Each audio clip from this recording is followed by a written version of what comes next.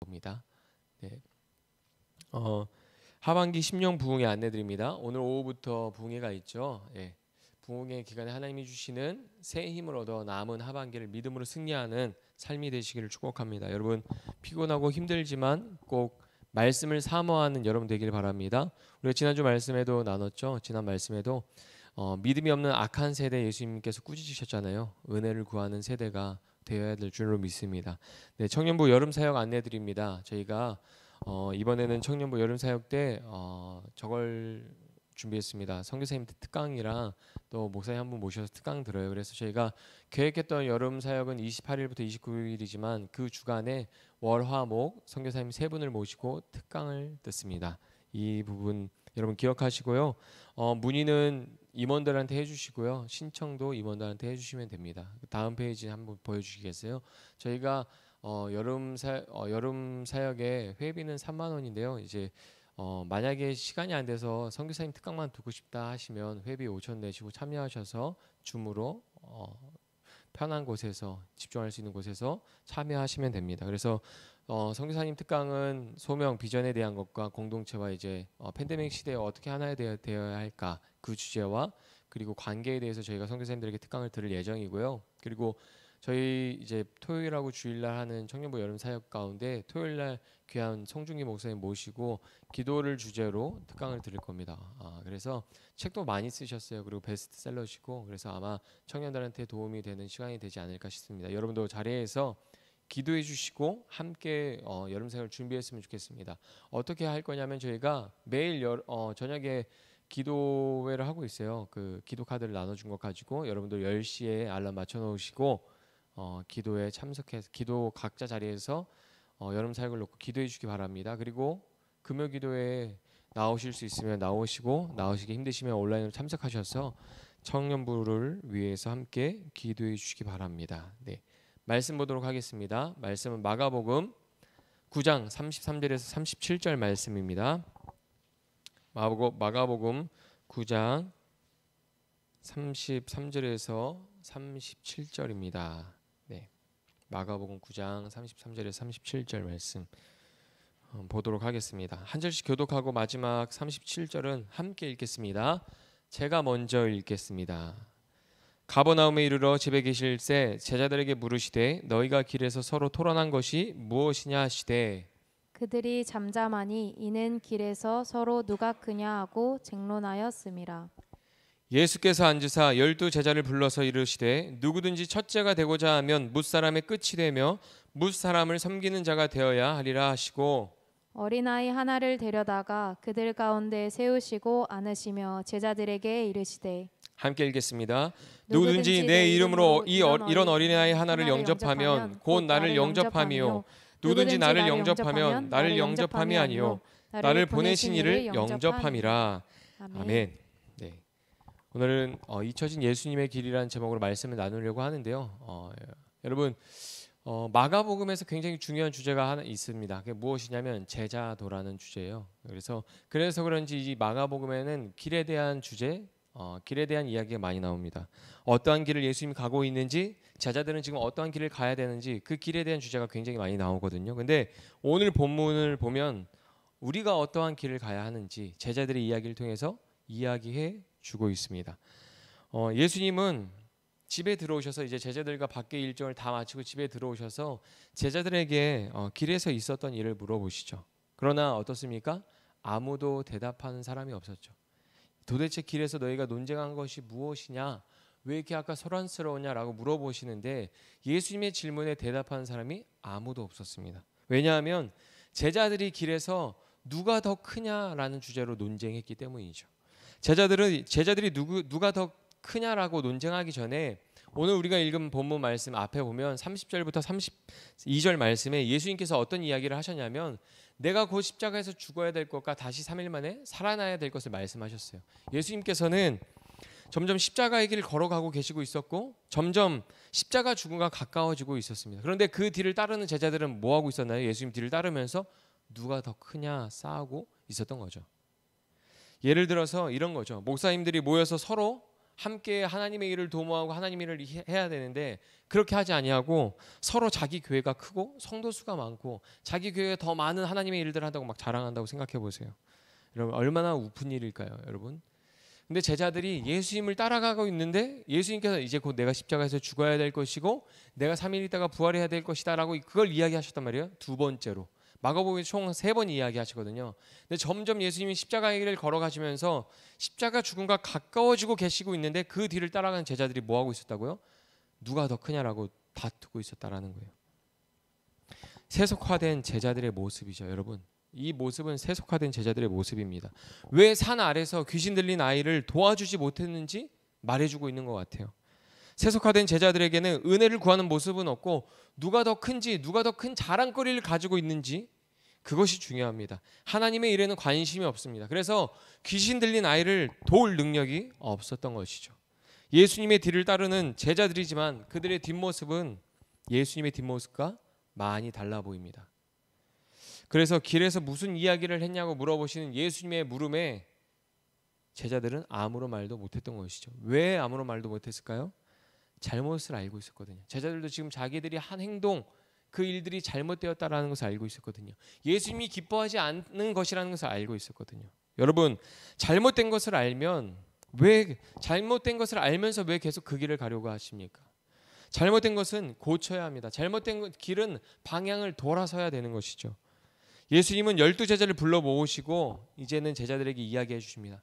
아까 무슨 일이 있었는지 대답하지 못한 제자들을 다시 한 곳으로 불러 모으시고 큰 사람이 되는 방법을 하나님 나라 기준에서 설명해 주십니다.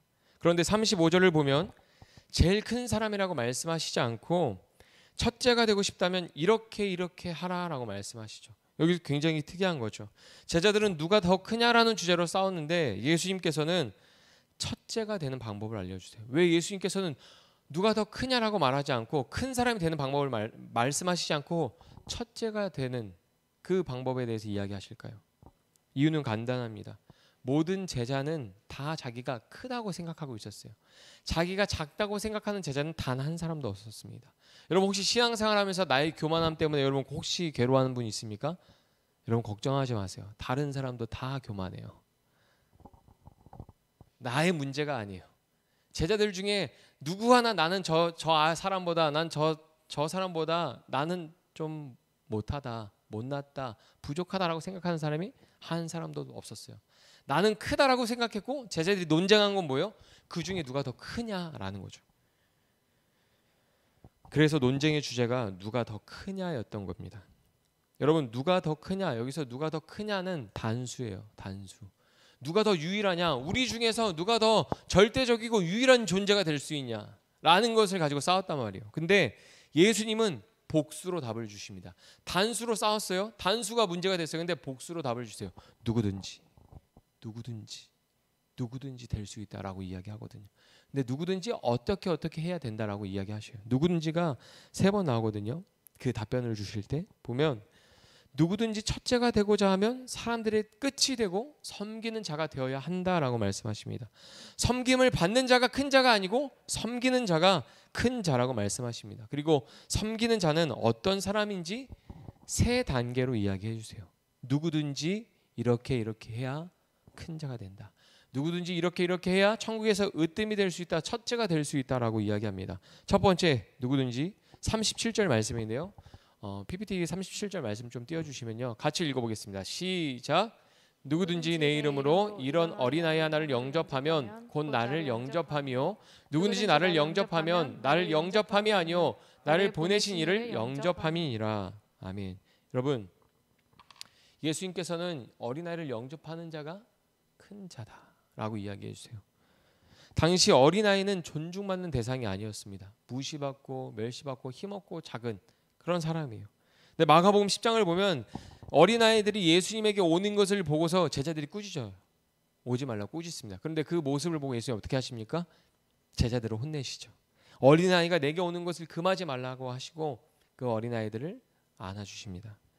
여러분 예수님은 가장 작은 자 어린아이와 같이 가장 작은 자를 예수님의 이름으로 영접하라 그래요. 내 이름으로 영접하라고 말씀하십니다. 무슨 말이냐면 예수님처럼 그 가장 작은 자, 정말 형편없고 보잘것없어 보이는 그 작은 자를 예수님처럼 섬기라는 말씀입니다. 여기에는 역설이 존재하죠. 가장 낮은 자를 가장 높은 자로, 가장 작은 자를 가장 귀한 자로 섬겨야 한다는 것이죠. 구약에서 아브라함이 천사를 영접했던 것처럼 어린아이같이 지극히 작은 자, 세상에서 약자로 비춰지고 세상에서 가장 비천한 자로 비춰질지라도 예수님처럼 그를 섬기라는 것입니다. 두 번째는 누구든지 물 한 잔을 주더라도 41절 말씀 같이 읽어볼까요? 41절 시작. PPT 있습니다. 누구든지 너희가 그리스도에게 속한 자라 하여 물 한 그릇이라도 주면 내가 진실로 너에게 이르노니 그가 결코 상을 잃지 않으리라. 여러분, 제자의 길은 어떤 길입니까? 그리스도에게 속하였다는 놀라운 신분을 가진 것에도 불구하고 물 한 잔에 가장 작은 대우를 받을 수 있다는 것을 각오해야 하는 길이죠. 제자의 길은 대접받는 길이 아니에요. 예수님도 그 길을 가셨거든요. 우리는 그리스도에게 속하였다는 놀라운 신분에도 불구하고 가장 작은 대우를 받을 수 있는 그런 존재라는 사실을 각오해야 되는 거죠. 우리가 예수님을 따라가는 그 길에서 우린 그런 대우를 받을 수 있다는 것을 각오하고 가야 하는 것입니다. 여기에서도 역설이 존재합니다. 가장 큰 인정을 받은 자가 어떻게 해요? 가장 작은 대우를 받습니다. 제자는 그것을 각오하고 살아가는 거예요. 여러분, 우리가 관계 속에서 기분이 상하고 화가 날 때가 언제입니까? 내가 생각할 때 나는 이런 대접을 받을 사람이 아닌데, 내가 저런 사람한테 내가 이런 대우를 받을 사람이 아닌데 나를 형편없이 대한다고 느낄 때 섭섭하고 화가 나는 것이죠. 관계가 트러블이 생기는 것이죠. 어떠한 일에 대해서 기대했던 것보다, 내가 어떠한 일을 했는데 거기에서 기대했던 것보다 말이나 보상이 적을 때, 인정하는 말이나 보상이 적을 때 마음이 어려운 이유가 무엇입니까? 내가 한 일에 대해서 내가 생각했던 것보다 작은 대우를 받았다고 생각하기 때문이죠. 그런데 예수님은 제자의 길을 걸으면 가장 큰 인정을 받은 자가 가장 작은 대우를 받을 것을 각오해야 한다고 말씀해 주십니다. 섬기는 자는 대접을 받으려고 하지 않습니다. 섬김으로 얻게 될 어떠한 결과를 계산하지 않아요. 내가 이렇게 했을 때 나에게 이런 보상이 주어지겠지. 내가 이렇게 했을 때 사람들에게 착하다, 성실하다라는 인정이라는 말을 오겠지. 이런 계산하지 않습니다. 여러분, 이 말씀 기억하시죠? 예수님께서 소자에게 물 한 그릇 준 것이 내게 한 것이다 라고 말씀하셨을 때 사람들이 이렇게 말한다고 그랬어요. 주여, 제가 언제 그랬습니까? 주여, 제가 언제 그랬습니까? 여러분, 섬기는 사람은 자기가 무엇을 했는지 기억하지 못해요. 왜요? 계산하지 않았거든요. 근데 오히려 내가 예수님의 이름으로, 하나님의 이름으로 내가 하나님의 일을 했다라고 생각하는 사람들은 주여, 제가 이런 일들을 하지 않았습니까? 라고 말하는데 나는 도무지 너를 알지 못하겠다, 그런 소리를 듣잖아요. 여러분, 섬기는 사람은 가장 작은 대우를 받을 것을 각오하고 그 길을 가는 거죠. 세 번째는 42절부터 45절 말씀인데요. 같이 읽어보겠습니다. 시작. 또 누구든지 나를 믿는 이 작은 자들 중 하나라도 실족하게 하면 차라리 연자맷돌이 그 목에 매어 바다에 던져지는 것이 나으리라. 만일 내 손이 너를 범죄하게 하거든 찍어버리라. 장애인으로 영생에 들어가는 것이 두 손을 가지고 지옥 곧 꺼지지 않는 불에 들어가는 것보다 나으니라. 만일 내 발이 너를 범죄하게 하거든 찍어버리라. 다리 저는 자로 영생에 들어가는 것이 두 발을 가지고 지옥에 던져지는 것보다 나으니라. 아멘.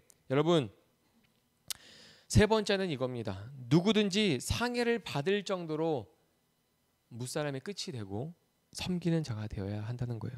42절부터 45절까지는 실족하게 하는 것보다 자신을 상하게 하는 것이 낫다는 이야기를 합니다. 그런데 이 내용을 보면 구분이 되어 있어요. 42절은 다른 사람을 실족하게 하는 경우에 대해서 말하고 있고 43절부터는 스스로 자신을 실족하게 할 경우에 대해서 이야기하고 있습니다. 실족이란 무엇이냐, 어떤 의미냐면 길에서 벗어나게 되는 것을 의미해요. 여러분, 실족이 뭐라고요? 길에서 벗어나는 것. 여러분, 예수님을 따르는 길에서 다른 사람을 벗어나게 하거나 스스로 벗어나게 할 경우에 자신의 몸을 쳐서 그렇게 되지 않도록 하라는 것이죠. 예수님은 이것에 대해서 굉장히 세게 이야기하십니다. 예수님은 믿는 사람들 중에 아니면 작은 사람들 중에 실족하게 하여서 그 실족하게 하는 그런 일들이 있다면 차라리 연자 맷돌을 목에 메고 바다에 던져지는 게 낫다고 말씀하세요. 여러분 여기서 사용하는 맷돌이 두 가지가 있어요. 사람이 사용하는 조그만 맷돌, 그리고 소가 끄는 큰 맷돌 있잖아요. 근데 여기서 사용하는 맷돌의 의미는 소가 끄는 큰 맷돌을 의미하는 거거든요. 여러분 맷돌 조그만 거 목에 매도 올라오기 힘들어요. 근데 큰 맷돌 들고 메고서 그냥 바다에 던지는 게 낫다라고 말해요. 다른 사람을 실족시킬 바에는 차라리 죽어버리라는 말씀일까요? 여러분이 누군가를 실족시켰어요. 다른 사람을 예수님을 따르는 그 길에서 벗어나게 만들었어요. 예수님을 떠나게 만들었어요. 그럼 차라리 죽어버리라는 말씀일까요? 아닙니다. 죽을 각오로 작은 사람, 연약한 사람, 믿음이 약한 사람을 실족시키지 않도록 조심하라는 거예요.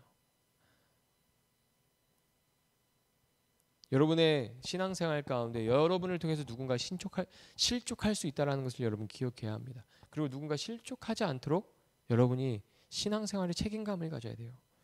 여러분, 그리고 이어서 이야기하죠. 스스로 실족하는 것보다 죄를 범하게 하는 손을 찍어버리고 발을 찍어버리고 눈을 빼버리는 게 낫다라고 말씀합니다. 굉장히 무서운 말씀이죠.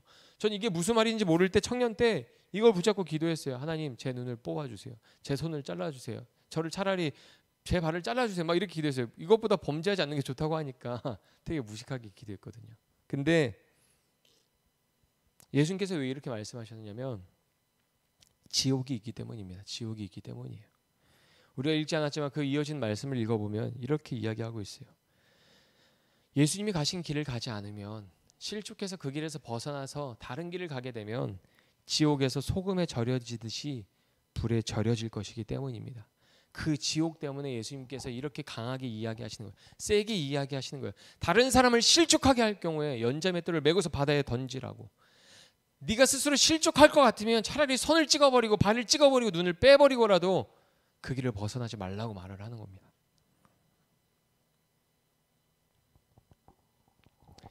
바울은 이 내용을 조금 부드럽게 표현해 줬어요. 고린도전서 9장 27절 말씀, 굉장히 부드럽고 아름다운 말씀처럼 느껴질 거예요. 같이 읽어보겠습니다. 시작. 내가 내 몸을 쳐 복종하게 함은 내가 남에게 전파한 후에 자신이 도리어 버림을 당할까 두려워함이로다. 예수님이 하신 말씀과 똑같은 말이거든요. 예수님은 굉장히 세게 말씀하셨는데 바울은 되게 부드럽게 이야기하죠. 내가 내 몸을 쳐서 복종하게 하는 것은 다른 사람에게 은혜를 끼치고 다른 사람을 구원의 길로 인도하지만 내가 버림을 당할까 두려워함이로다. 그래서 내가 나의 몸을 쳐서 하나님 말씀에 복종하고 순종하려고 나도 힘쓰고 있다라고 말을 합니다. 여러분, 세 번째가 뭐였죠? 누구든지 상해를 받을 정도로 무사람의 끝이 되고 섬기는 자가 되어야 한다. 줄여서 말하면 내 몸이 상할 정도로 섬기는 자가 되어야 한다라는 것을 세 번째로 말씀해 주시는 거죠. 여기에도 역설이 존재합니다. 여러분, 하나님을 믿는 것은 좋은 일인가요? 나쁜 일인가요? 좋은 일이죠. 여러분 정말 하나님 믿는 것을 좋은 일이라고 생각하십니까? 그런데 상해를 받는 것은 나쁜 일이죠. 근데 성경은, 예수님은 뭐라고 말씀하십니까? 상해를 받을지라도 섬기는 자가 되어야 하고, 예수님은 자기의 몸을 상하게 해서라도 다른 사람들의 끝이 되고 섬기는 자가 되라고 말씀하십니다. 제자의 길은 예수님처럼 차별 없이 섬기는 길이고 작은 대우, 부당한 대우를 받는다고 불쾌하지 않는 것이에요. 오히려 자기의 몸을 상하게 할 정도로 섬겨야 하는 길입니다. 왜냐하면 예수님이 그 길을 가셨기 때문이에요. 예수님 때문이에요. 누군가 우리한테 물어볼 거예요. 너 왜 그렇게까지 다른 사람을 섬기니? 저런 사람을 왜 그렇게까지 네가 섬기니? 라고 묻는다면 우리는 이렇게 이야기해 줘야 돼요. 예수님 때문에. 예수님이 그 길을 나보다 먼저 가셨거든.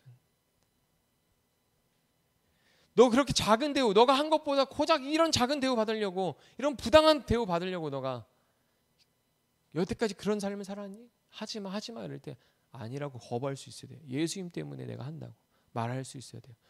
제가 어제 아는 분이랑 통화하다가 이런 얘기를 들었어요. 공부 잘하는 학생이에요. 집안도 돈이 많아요. 근데 이 학생이 대학 청년인데 선교단체에서 활동을 해요. 부모님이 그래서 용돈을 안 주는 거예요. 생활비가 없어요. 얘는 선교하고 싶고 선교 뭐 CCC 선교 활동을 하고 싶어서 거기 사는데 돈이 하나도 없잖아요. 후원이 필요한 거예요. 집은 잘 사는데 돈을 안 줘요. 부모님이 반대하는 거죠. 너가 고작 그런 대우 받고 거기서 그렇게 지내라고 우리가 다른 사람 그렇게 허드렛 일 하라고 우리가 그렇게 어렸을 때부터 애주중이 키운 줄 알아? 돈 안 줘요. 근데 그분이 이제 다른 사람을 통해서 후원 받아서 생활하는 이야기를 들었는데 여러분 그런 거예요. 예수님의 길을 간다라는 건 작은 대우, 부당한 대우를 받아도 불쾌하지 않는 거예요. 오히려 자기의 몸을 상하게 할 정도로 섬기는 길을 가는 겁니다. 왜요? 예수님이 그 길을 가셨기 때문이죠. 하나님 나라에서 으뜸이 되는 방법 세 단계는 여러분 예수님의 모습입니다. 우리가 지금 세 개 봤죠. 어린아이를 영접하고 물 한 잔 가장 작은 대우를 받고 또 자기의 몸을 상하게 하면서까지 섬기는 이 세 단계는 예수님의 모습입니다. 점점점 형편이 없어지죠. 누군가 가장 비천해 보이는 한 사람, 작은 사람을 영접하는 사람이 되어야 되고 섬기는 사람이 되어야 되고 내가 어떤 큰 일을 할지라도 가장 작은 대우를 받아야 되고 그리고 그것에 불쾌하지 않아야 되고 심지어는 내가 섬길 때 내 것을 허비하고 내 시간, 내 돈, 내 몸이 상하게 될 수도 있는 이 길이 예수님이 가신 길이라는 거예요. 여러분 PPT 한번 잠깐 띄워주시겠어요? 예수님의 모습이라고 그랬잖아요. 마가복음에 지금 이 세 가지 이야기가 다 있거든요. 마가복음 10장에 어린아이를 영접하는 예수님, 마가복음 15장에서 가장 작은 대우를 받으신 예수님, 가장 높은 곳에서 하늘나라에 보좌를 두고 이 땅에 오셔서 가장 낮은 자들을 섬기기 위해서 십자가를 지셨는데도 예수님 받는 대우는 뭡니까? 십자가에 달려서 해면에 포도주를 대접받는 거죠. 쓸개를 섞은 이렇게 고통을 느끼지 못하게 하는 거. 그리고 12장을 보면은 버린 돌에 대해서 나와요. 건축자들의 버린 돌. 거기에는 이제 포도원 농부의 비유가 나오죠. 죽임당한 포도원 아들처럼 상해를 받으면서까지 예수님이 어떻게 하셨어요? 우리를 섬기셨죠. 예수님이 가신 길은 이 길이에요. 제자들한테 오늘 본문이 길어서 다 읽지 않았지만 사실 30절부터 50절까지 우리가 읽었어야 되거든요. 근데 보세요. 예수님께서 이제 내가 곧 십자가에서 죽어야 되고 다시 살아나야 될 것을 두 번째 말씀하셨단 말이에요. 근데 그 길을 따라가는 뒤에서 예수님이 그 말씀을 하시면서 그 길을 따라가고 있는 제자들을 뭐로 싸우고 있었나요? 누가 더 크냐? 누가 더 사람들을 위에 있냐? 누가 더 사람들에게 인정을 받고 있냐? 누가 더 영향력이 있냐? 이런 걸 싸우는 거예요. 당시 권력을 가지고 있던 정치 종교 지도자들의 길과 예수님의 길은 달랐습니다. 제자들의 뒷모습이 예수님의 뒷모습과 달랐던 것은 그들이 추구하는 길이 예수님과 달랐기 때문이죠. 예수님이 베푸시는 기적과 은혜를 누리면서도 제자들은 여전히 세속적인 자랑을 추구하는 길 위에 있었어요. 여러분 몇 년 전에 제가 유튜브에서 고 옥하는 목사님의 설교를 듣고 너무 찔려서 마음에 새겼던 말씀이 있거든요. 그런데 오늘 이 말씀을 준비하는데 주중에 옥하는 목사님 설교를 캡처한 내용이 SNS에 뜨더라고요. 페이스북에도 뜨고 인스타에도 뜨더라고요. 기독교 어떤 단체에서 만든 거기서 이런 내용이었어요. 제가 한번 그 설교 내용을 한번 읽어드려 볼게요. 오늘날 목사들이 돈 때문에 영적으로 다 문둥병에 들었다는 것을 알아야 합니다. 돈 앞에 맥을 못 쳐요. 교회의 심각한 문제 배후에는 돈이 깔려 있잖아요. 막 이렇게 이야기하셔요. 그러면서 이렇게 이야기합니다. 목회자가 돈 사랑하지 않는데 교인들이 돈 사랑하려고 하겠어요? 목회자가 음란하지 않는데 교인들이 간음죄를 범하겠어요? 목회자가 거짓말하지 않기 위해서 벌벌 떠는데 교인들이 거짓말 함부로 하겠어요? 입만 살았죠. 실상은 주님 앞에 다 죽은 자입니다. 다 죽은 자와 같아요. 막 이렇게 말씀하시는데 제가 너무 찔렸거든요. 그 말씀이. 여러분 성경은 예수님을 믿는 사람들을 제자라고 말합니다. 그런데 놀라운 건 성경을 모르는 사람들, 세상 사람들도 교회를 다니는 사람들을 예수님의 제자로 바라봅니다. 예수님의 가르침을 따르는 자, 그리스도인으로 불러요. 그런데 우리의 뒷모습은 어떤가요? 여러분의 뒷모습은 어떤가요? 예수님을 닮았습니까? 비슷합니까? 예수님과? 예수님을 따르고 있다고 생각하는 우리의 뒷모습을 보고 다른 사람들이 예수님께 나올 수 있을까요? 우리의 모습을 통해서 누군가 실족하는 일은 없어야 합니다. 누군가 우리의 모습이 좋아서 우리를 막 열심히 따르는데 그 길에 예수님이 없다고 생각해 보세요. 얼마나 무서운 일입니까? 여러분, 교회가 세상에서 유명하고 잘 나가는 사람은 귀하게 대접하고 세상에서 지극히 작은 자로 여겨지는 사람을 푸대접하는 일은 없어야 되죠. 교회에서 사람의 외모, 신분, 그의 부와 명예와 권력, 그것들이 섬김의 척도가 되면 안 됩니다. 그건 어떻습니까? 교회가 세속화가 돼서 세상의 방법으로 사람을 바라보고 사람을 대접하고 관계를 맺는 모습들이 여전히 교회 안에 존재합니다. 심지어 소형교회 목사님보다 대형교회 목사님을 더 귀하게 대접해요. 똑같은 목사님이잖아요. 큰 교회 목사님을 엄청 대접하고 개척교회나 작은 교회 목사님은 되게 우습게 하는 경우가 있어요.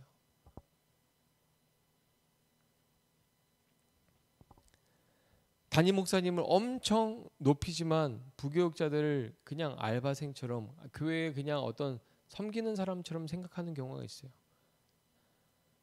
아, 여기 왜 이렇게 서비스가 안 좋아 부교육자들, 막 이렇게 이야기하는 성도들도 있었어요. 여러분 어떻습니까? 성도들끼리도 어떻습니까? 제가 섬겼던 한 교회에서 이런 일이 있었어요. 거기는 매주 새 가족이 와요.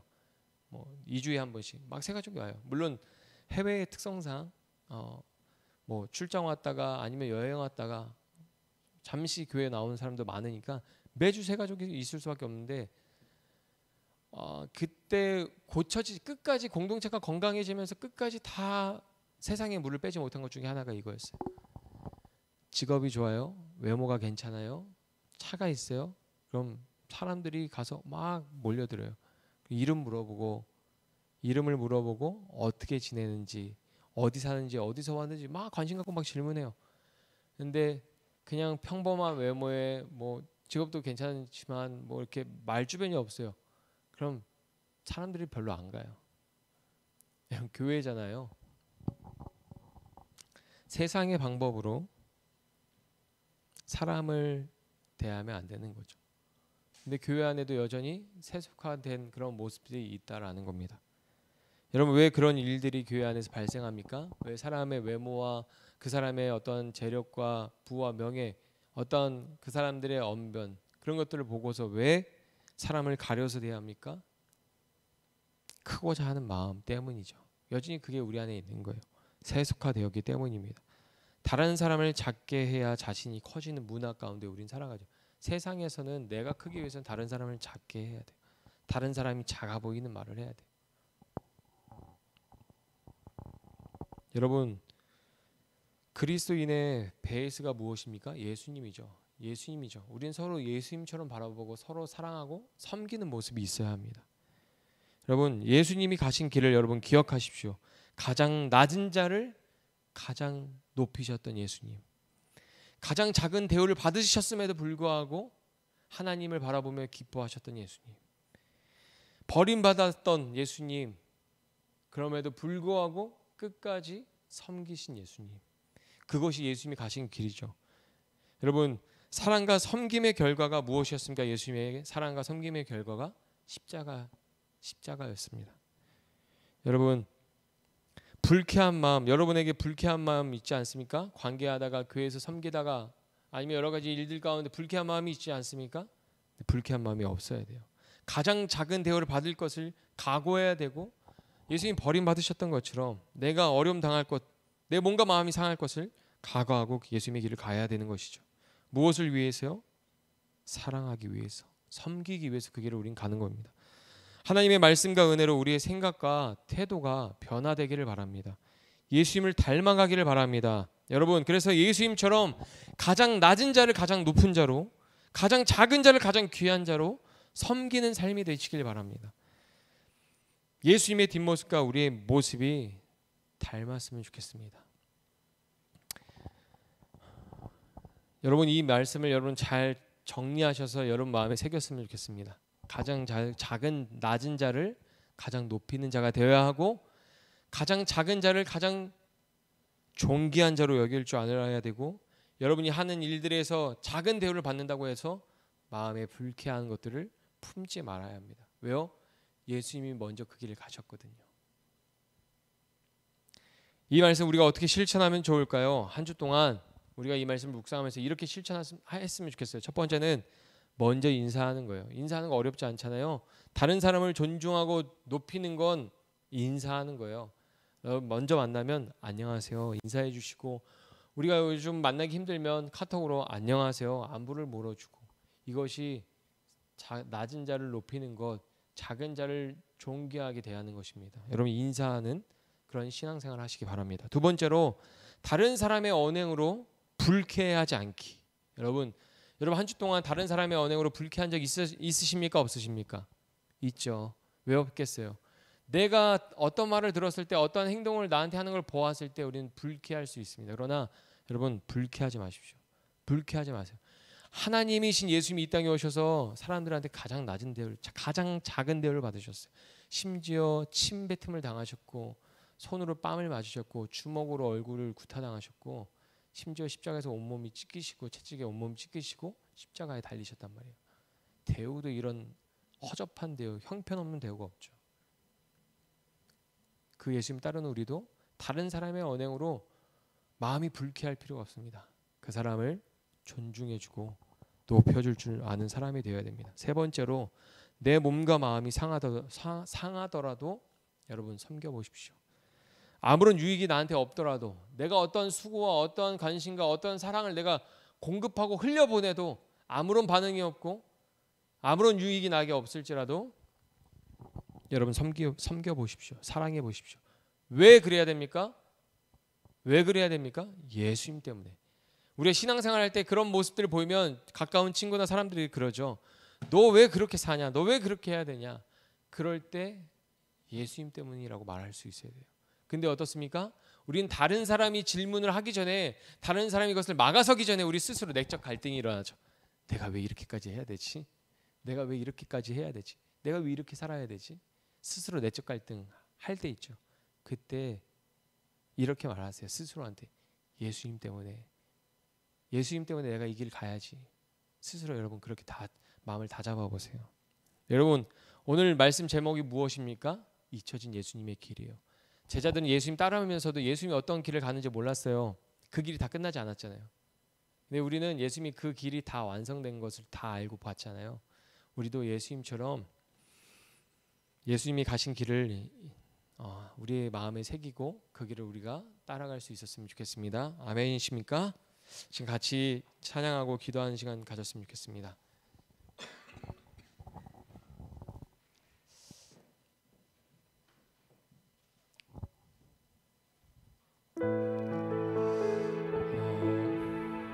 여러분 예수님을 닮고 따르기 위해서 무엇을 하고 계십니까? 여러분 한 주 동안 예수님을 닮아가기 위해서, 예수님을 따르기 위해서 여러분 무엇을 하셨습니까? 우린 너무 잊고 살아요. 내가 어떤 길을 가야 되는지 잊고 살아요. 예수님이 어떤 길을 가셨는지 너무 잊고 살아요. 왜요? 내 안에 크고자 하는 마음이 있거든요. 내가 원하는 게 있거든요. 그러나 이 시간 그것을 좀 내려놓고 예수님을 바라볼 수 있으면 좋겠습니다. 그리고 이 찬양 우리가 주님 앞에 고백했으면 좋겠습니다. 내 삶의 소망, 내가 바라는 한 분, 예수 닮기를 내가 원하네. 한없는 사랑, 풍성한 긍휼, 예수 닮기를 내가 원하네. 온유하시고 온유하시고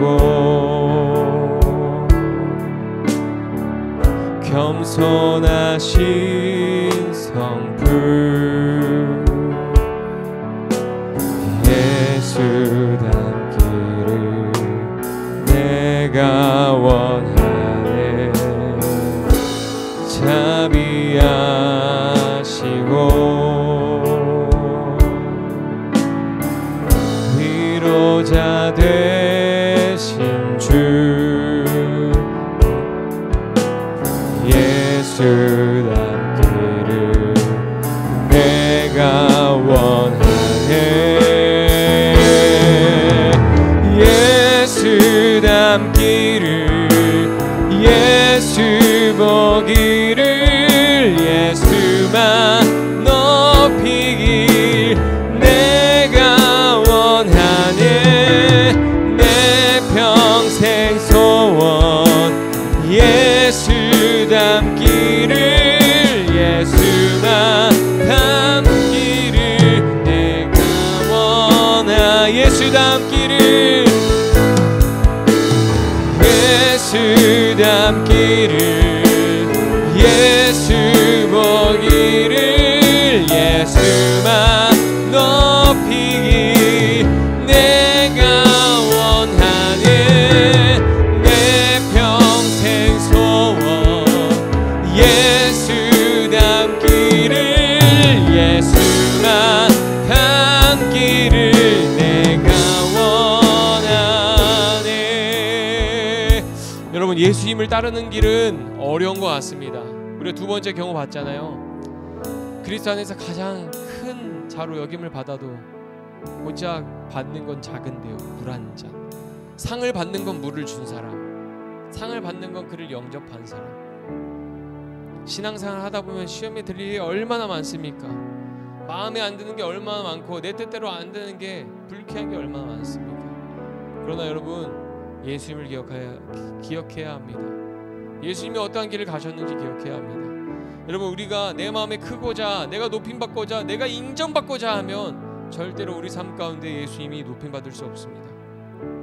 그러나 우리가 예수님이 가신 길을 걸어갈 때 우리의 삶 가운데 예수님이 드러나기 시작하는 것이죠. 예수님이 높아지기 시작하시는 것이죠. 우리가 그것이 우리 마음의 소망이었으면 좋겠습니다. 오늘 이 말씀을 붙들고 그것을 위해서 기도했으면 좋겠습니다. 하나님, 주님, 예수님 닮기 원합니다. 예수님이 가신 길 가기 원합니다. 오직 주님만 높이는 길, 나는 가장 낮아지고 가장 작은 대우를 받아도 불쾌하지 아니하고 내 몸과 마음이 상할지라도 내 시간과 내 물질이 상할지라도 주님이 높임받는 길 가기 원합니다. 주님이 영광스러운 길을 가기 원합니다. 하나님, 나의 마음과 나의 믿음을 회복시켜 주시옵소서. 주님 영광 받아주시고 나를 통해 높임 받아주시옵소서. 같이 그렇게 기도하며 나가도록 하겠습니다. 기도합니다. 살아계신 하나님, 이 시간 우리 마음을 다해 주님을 찬양합니다. 주님을 예배합니다. 하나님 아버지, 예수님 닮기를 원합니다. 예수님이 가신 길을 따라가기 원합니다. 하나님, 우리의 마음 가운데 제자들처럼 누가 크냐, 아버지, 그걸로 인하여서 아버지 내 교만한 마음으로 인하여서 하나님을 높이는 그 길을 가기보다는 내가 즐겁고 내가 유익하고 내가 높임받고 내가 인정받는 길을 가려고, 내가 원하는 길을 가려고 예수님을 멀리하고 예수님 가신 길을 가지 아니하고 교만한 자리에 교만한 길로 걸어가고 오만한 자리에 앉아서 여전히 하나님 앞에 온전히 예배드리지 못하고 나아갔던 우리 모습이 있으니까 우리 불쌍히 여겨주시옵소서. 오직 예수님 닮기를 원합니다. 예수님만 바라보기 원합니다. 오직 예수님만 높이는 그 길 가기 원하오니 하나님, 우리도 예수님 닮아가게 하여 주시고 예수님처럼 가장 낮은 자리 가장 높은 자로 섬기는 사람이 되어지게 하여 주시고 가장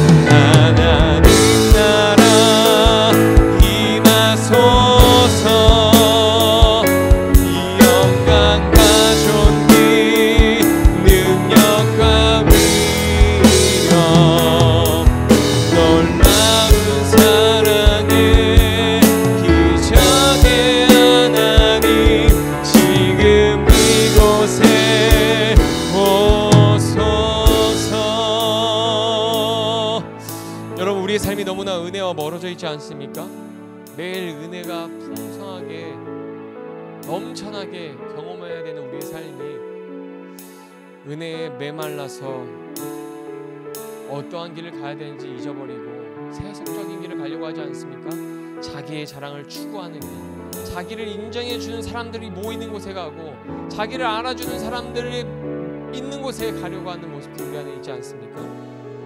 예수님이 가신 길은 그런 길이 아니었습니다. 하나님이 원하시는 길, 하나님이 기뻐하시는 길이잖아요. 여러분, 예수님의 길을 걸어갈 때 단 한 사람이라도 예수님의 길을 걸어가는 그 사람이 있다면 그 사람을 통해서 그 사람이 있는 곳에서는 하나님의 나라를 경험할 것입니다. 우리가 그런 공동체가 되었으면 좋겠습니다. 예수님이 가신 길을 걸어가는 사람이 단 한 사람이라도 있기를, 그 한 사람이 내가 되기를 갈망하는, 소망하는 그 믿음이 여러분 한 사람 한 사람이 있기를 원합니다. 우리가 그것을 위해서 기도했으면 좋겠습니다. 하나님, 내가 예수님의 길을 걸어갈 때에 하나님이 내 나라가 임하게 하여 주시옵소서. 아버지 주님, 저희가 8월 달에 여름 사역 가운데 세 분의 선교사님과 한 분의 목사님을 모셔서 특강을 들을 텐데 그 모든 시간 속에서 하나님의 나라를 경험하게 하여 주시옵소서. 하나님의 임재를 경험하게 하여 주시옵소서. 그래서 우리가 예수님 안에서 서로 섬기고 서로 존중하고 서로 높이며 사랑하며 함께 교회를 공동체를 세워가게 해달라고, 주님의 뜻을 이뤄가는 우리가 되게 해달라고 함께 기도하겠습니다. 기도합니다. 살아계신 하나님, 하나님 놀라운 사랑의 기적이 우리에게 일어나기 원합니다. 하나님 아버지, 주님 이 시간 우리가 마음을 합하여서 마음과 정성을 다해 주심을 높이고 기도하고 예배하게 원하오니 하나님 아버지, 이 시간에 믿음과 우리 마음을 고치시고 우리 삶을 고쳐주시옵소서. 하나님을 보게 하시고 하나님의 임재와 하나님의 영광을 보게 하여 주시옵소서. 하나님, 예수님이 가신 그 길을 걸어갈 때 그 한 사람을 통하여서 하나님 아버지, 교회 공동체가 변하고 가정이 변하고 세상이 변할 줄 믿사오니 그 한 사람이 이곳에 있게 하여 주시고 그 한 사람이 내가 되고자 하는 그 갈망한 마음 가지고 부르짖으며 기도할 수 있도록 기도하여 주시옵소서. 하나님 아버지, 이 시간 기도하며 나아가오니 하나님 우리 가운데 시간 함께 하여 주시고 주의 뜻을 이루어 주시옵소서. 하나님의 뜻이 이루어지기 원합니다. 우리 가운데 함께 하여 주시고 주의 긍휼과 내 가운데 거할 수 있도록 인도하여 주시옵소서. 하나님을 경험하게 하여 주시옵소서. 하나님을 만나게 하여 주시옵소서. 오 하나님 아버지, 이 시간 간절히 기도합니다. 주님을 만나게 하여 주시고 주의 뜻 가운데 서게 하여 주시옵소서. 내 모든 생각과 나의 모든 교만을 내려놓게 하여 주시옵소서. 우리 마음 가운데 내가 인정받고자 내가 그거자 하는 내가 유일한 존재가 되고 내가 독보의 존재가 되고자 하는 마음을 버리게 하여 주시고 누구든지 어린아이 영접하고 아버지 불안한 대접을 받고 가정 대우를 받고 아버지 자기 몸을 상하게 할지라도 성공적으로 할 수 있도록 예수님처럼 걸어갈 수 있도록 우리 가운데 주님 말씀하여 주시고 내게 불어주시옵소서. 주의 역사가 우리 가운데 일어나기 원합니다. 주님 함께하여 주시옵소서. 예수님의 이름으로 기도드립니다. 아멘. 이 시간 다 함께 주기도문으로 예배를 마치도록 하겠습니다. 주기도문 하겠습니다. 하늘에 계신 우리 아버지여, 이름이 거룩히 여김을 받으시오며 나라의 마옵시며 뜻이 하늘에서 이룬 것 같이 땅에서도 이루어지이다. 오늘날 우리에게 일용할 양식을 주옵시고 우리가 우리에게 죄의 지은 자를 사하여 준 것 같이 우리 죄를 사하여 주옵시고 심에 들게 하지 마옵시고 다만 악에서 구하옵소서. 대개 나라와 권세와 영광이 아버지께 영원히 싸움나이다. 아멘. 네, 유튜브로 예배를 참석하신 청년분들도 설교 말씀 한 줄로 요약해서 올려주시면 함께 은혜를 누릴 수 있을 것 같습니다. 감사합니다. 한 1, 2분 정도 말씀 묵상하고 정리하는 시간 좀 갖겠습니다. 오늘 말씀 생각해 보시고요. 설교를 한 문장으로 한번 요약해 보십시오. 그리고 그 후에 잠깐 은혜를 나누는 시간 갖도록 하겠습니다.